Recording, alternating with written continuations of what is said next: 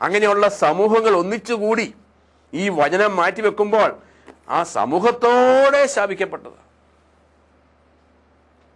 Worshipping the created rather than the creator. സൃഷ്ടി വസ്തുക്കളെ, സൃഷ്ടാവിന് ഉപരി സൃഷ്ടി വസ്തുക്കളെ. പ്രിയപ്പെട്ടവരെ, യേശു ദൈവമാണ്.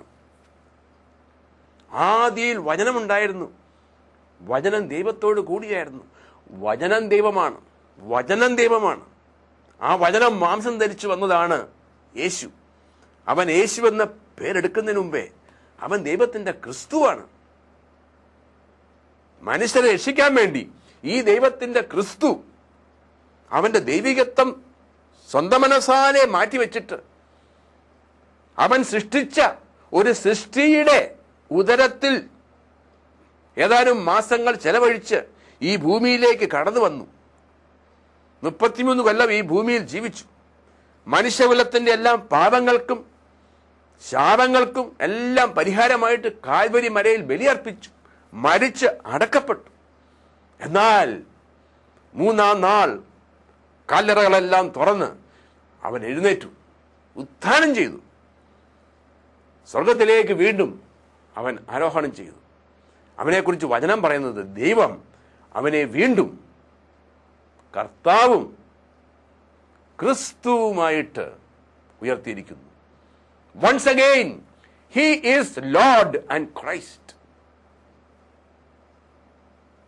ആ കർത്താവിനെ മാറ്റി നിർത്തിയിട്ട് സൃഷ്ടികളെ ആരാധിച്ചാൽ ദൈവത്തിന്റെ ശാപമാണ്. ആ യേശുവിനെ മാറ്റിവെച്ചു ഭൂമിയിലേക്ക് വന്ന യേശു ദൈവമാണ്. അവനെ ക്രിസ്തുവായിട്ടൊന്ന് കാണണം. He is the Christ of God, a creator. നിന്നെ എന്നെയും നിങ്ങളെ എന്നെയും സൃഷ്ടിച്ചവൻ, രക്ഷിച്ചവൻ, പരിപാലിക്കുന്നവൻ, നമ്മുടെ ജീവൻ നിലനിർത്താൻ സാധിക്കുന്നവൻ. അവനെ മാറ്റി വെച്ചിട്ട് അവൻ ഉപയോഗിച്ച ചില വ്യക്തികളെ ആരാധിച്ചാൽ അത് ദൈവത്തിന് നിരക്കാത്തതാണ്.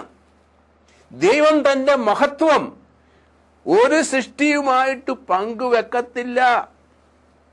ലൂസിഫറിന് പറ്റിയതെന്താൽ ലൂസിഫർ ആകുന്ന പ്രധാന മാലാഖ, സൗന്ദര്യപൂർണനായ മാലാഖ, പ്രഭാത നക്ഷത്രമേ എന്നാ വിളിക്കുന്നത്.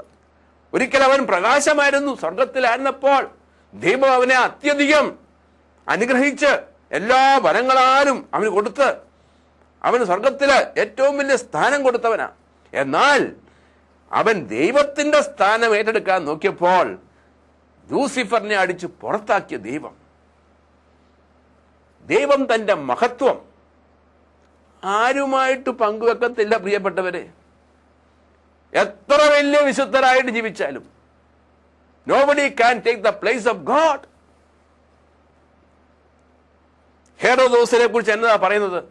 ഹെറോദോസ് ഒരിക്കല് അവന്റെ കിരീടത്തിൽ ഇരിക്കുമ്പോൾ എല്ലാവരും ഹെറോദോസിനോട് പറഞ്ഞു, നീ ദൈവമാണ്, ദൈവമാണ് എന്ന് പറഞ്ഞു. ഹെറോദോസ് അവിടെ ഇരുന്ന് അത് കേട്ട് സന്തോഷിച്ചു.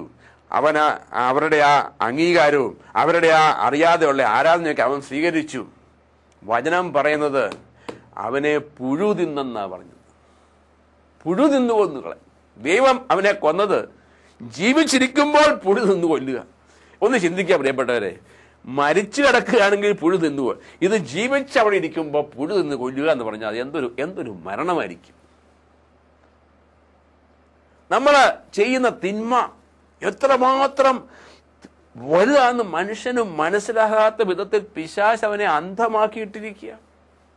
Blinding the eyes, taking away Jesus. ഇതാണ് ദൈവത്തിന്റെ വചനം പറയുക. നിന്റെ ദൈവമായ കർത്താവിനെ പൂർണ്ണ ഹൃദയത്തോടുകൂടി. ഹൃദയം എന്താന്ന് നമ്മൾ കേട്ട് കഴിഞ്ഞു. നമ്മളൊക്കെ ആരെയെങ്കിലൊക്കെ സ്നേഹിക്കുന്നവരാ.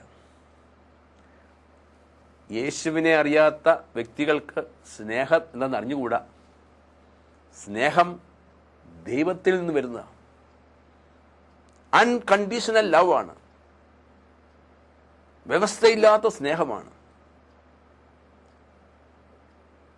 നമ്മുടെയൊക്കെ സ്നേഹം വ്യവസ്ഥയുള്ളതാണ്. ഇവിടെ ദൈവം പറയുന്നത് നിങ്ങളുടെ ദൈവമായ കർത്താവിനെ പൂർണ്ണ ഹൃദയത്തോടുകൂടി. വിവാഹം കഴിഞ്ഞിട്ടുള്ള വ്യക്തികൾ ചിന്തിക്കുക, നിങ്ങളുടെ ജീവിത പങ്കാളി നിങ്ങളെ മാത്രം പൂർണ്ണ ഹൃദയത്തോടുകൂടി സ്നേഹിക്കണമെന്ന് നിങ്ങൾ ആഗ്രഹിക്കുന്നുണ്ടല്ലോ.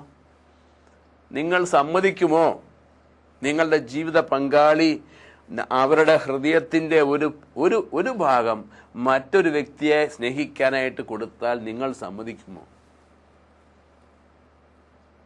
ഇപ്രകാരമാണ് ദൈവം പറയുന്നത്, നിന്റെ ഹൃദയത്തിൽ സ്ഥാനം യേശുവിന് മാത്രം.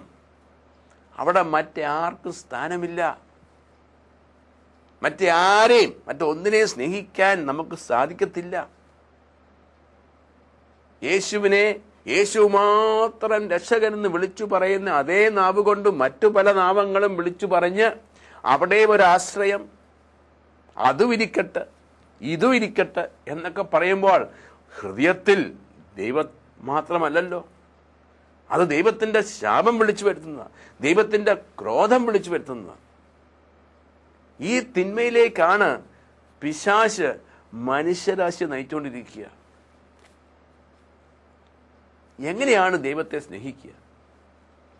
ദൈവത്തെ പൂർണ്ണ ഹൃദയത്തോടുകൂടി, പൂർണ്ണ ആത്മാവോടുകൂടി, സർവശക്തിയോടുകൂടി സ്നേഹിക്കുന്നത് എങ്ങനെയാണ്?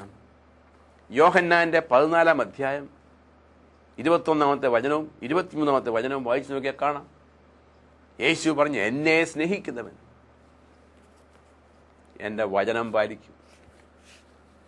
സ്നേഹം എനിക്കൊരു വികാരമല്ല, ഒരു അനുഭൂതിയല്ല, ഒരു വിറയലല്ല, ഒരു കണ്ണുനീര് വരുന്നതല്ല.